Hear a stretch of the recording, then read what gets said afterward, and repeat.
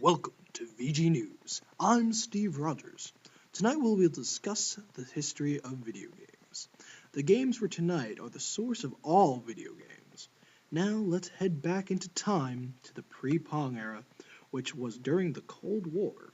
At the time, computers were going through a renaissance of research and development.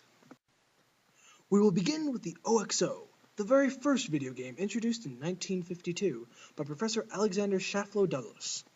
Alexander Douglas was a British professor of computer science at the University of Cambridge. OXO was created on an EDSAC computer. It demonstrates turn-based gameplay. Since OXO did not feature multiplayer, it instead had an AI opponent that matched Skynet. OXO helped pave the way for games like Empire, Civilizations, and Final Fantasy.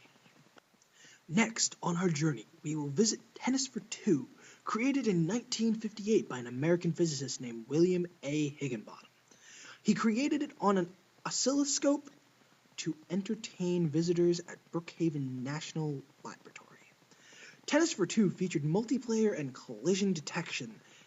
Tennis for Two inspired single-console multiplayer.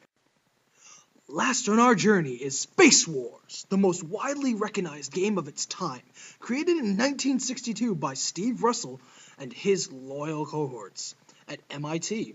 Steve was a computer scientist and programmer.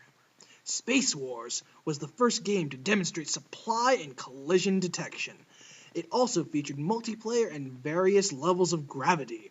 Space Wars inspired Asteroids, Star Fox, and Ace Combat.